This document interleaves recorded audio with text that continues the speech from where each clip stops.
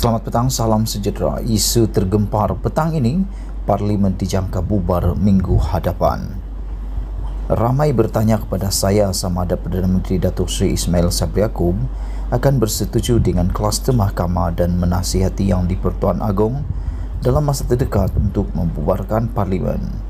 Saya menjawab bahawa saya tidak mungkin tahu kesudahannya, tetapi menjangkakan bahawa satu atau dua kejutan besar bakal berlaku dalam masa terdekat.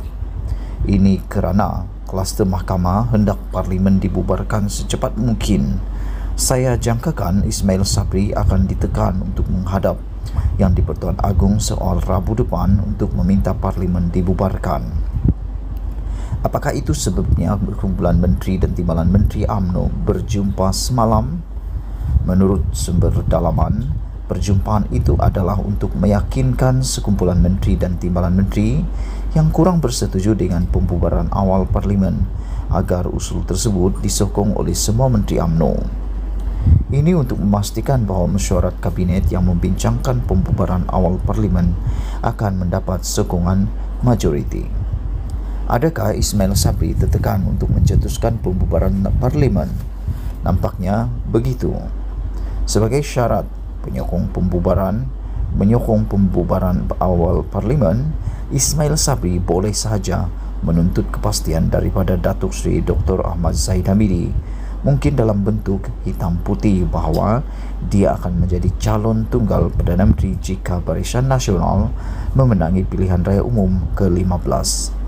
Namun, Zahid boleh menolak tuntutan ini dan memberi kata putus kepada Ismail Sabri Yaakob, sama ada secara peribadi atau sebagai wakil kluster mahkamah untuk mencetuskan pembubaran Parlimen dalam masa terdekat. Andai kata Zahid berbuat demikian dan andai kata Ismail Sabri mengingkari Zahid, kluster mahkamah boleh membuat salah satu daripada beberapa perkara berikut, antaranya: pertama, memasukkan perjanjian dengan Datuk Seri Anwar Ibrahim dengan persetujuan bahawa Anwar akan menjadi calon Perdana Menteri dalam tempoh tertentu selepas pilihan raya umum ke-15. Syaratnya, Pakatan Harapan perlu segera membatalkan MOU bersama kerajaan dan bersetuju untuk membentuk kerajaan bersama Barisan Nasional selepas pilihan raya umum ke-15. Kedua, menunggu sehingga 31 hari bulan Julai 2022 itu tarik luput MOU sebelum menarik sokongan terhadap Ismail Sabri bagi menumbangkan kerajaan. Dalam kedua-dua senario ini, Ismail Sabri tidak akan menjadi calon Perdana Menteri Barisan Nasional. Namun, Zahid sendiri tertekan kerana jika kluster mahkamah menumbangkan kerajaan pimpinan Ismail Sabri, Yang di-Pertuan Agong boleh memilih untuk tidak mencetuskan pilihan raya umum dan sebaliknya menumbuhkan Mageran.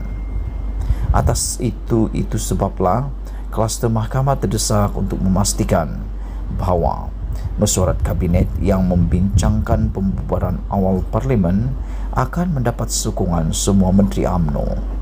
Saya difahamkan ini bagi meningkatkan tekanan terhadap Ismail Sabri untuk mencetuskan pembubaran Parlimen dan meningkatkan kemungkinan diadakan pilihan raya umum.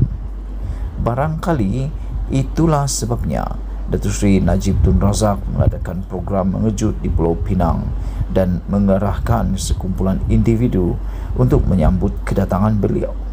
Pada pendapat saya, ini adalah propaganda untuk meyakinkan Yang di-Pertuan Agong bahawa pilihan raya umum perlu diadakan segera kerana Barisan Nasional terlalu kuat sehingga mampu menjinakkan DAP di Pulau Pinang. Saya bakal calon Perdana Menteri kluster mahkamah. Menurut sumber, kluster mahkamah mahukan sama ada Datuk Seri Najib Tun Razak atau Datuk Seri Muhammad Hassan menjadi calon Perdana Menteri. Disebabkan itu, Zahid tidak mampu memberikan sebarang kepastian kepada Ismail Sabri bagi jawatan berkenan. Adakah Ismail Sabri mempunyai pilihan lain? Ismail Sabri boleh sahaja bersetuju untuk menghadap Yang di-Pertuan Agong selepas mesyuarat kabinet Rabu depan dan meminta parlimen dibubarkan. Namun, Sri Paduka Baginda Tuanku tidak semestinya perlu mencetuskan pilihan raya umum.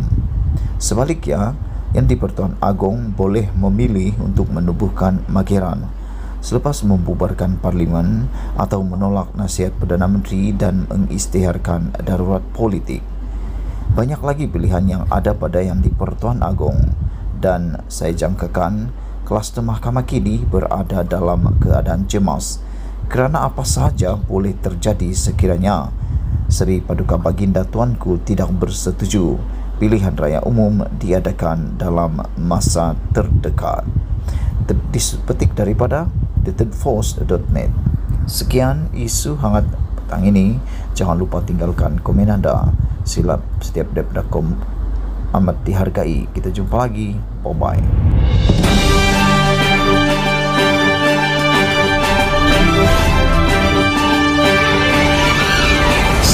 Salam sejahtera. Isu hangat petang ini, Rafizi balas Najib.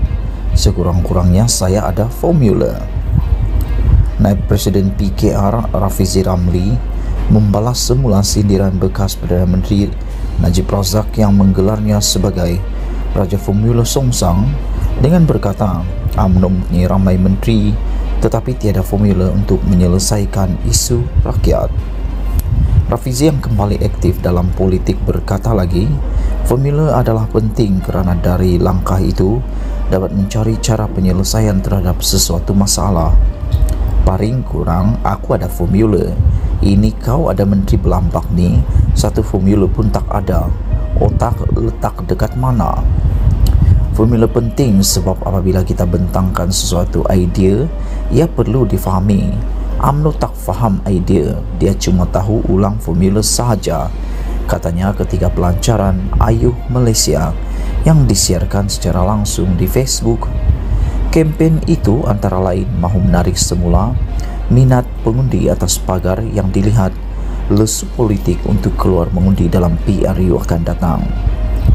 Terdahulu Najib secara sinis mendakwa Rafizi yang membuat kemunculan semula dalam arena politik hanya untuk membangkangnya demi kepentingan PH dan bukannya rakyat. Ia selepas Rafizi berkata Najib kini pembangkang de facto selepas merampas keupayaan pembangkang untuk berhubung dengan rakyat, dan dia kini bersedia mengambil semula inisiatif itu. Saya pun tak mahu inisiatif ini. Kamu boleh ambil balik sebab saya nak. Saya tak berhasrat jadi Raja Formula Songsang, kata Najib.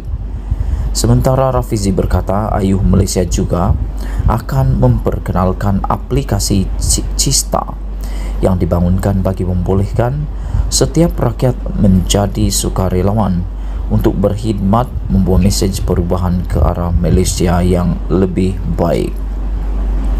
Ayuh Malaysia akan memperjuangkan 5 dasar, iaitu keselamatan, makanan, tenaga boleh diperbaharui, pendidikan vokasional, isi rumah mampu milik dan pendemokrasian pendidikan.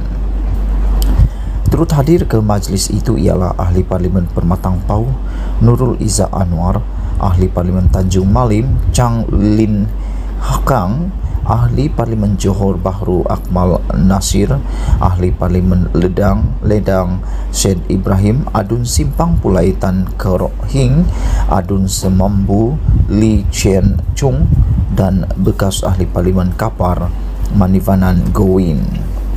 Kesemua pemimpin PKR ini disebut-sebut sebagai bakal menyertai pasukan Rafizi dalam pemilihan parti yang diadakan pada Mei ini. Rafizi telah pun mengumumkan akan bertanding bagi jawatan timbalan presiden. Sekian isu hangat petang ini. Jangan lupa tinggalkan komen anda, sila tekan butang subscribe dan kita jumpa lagi. Bye bye.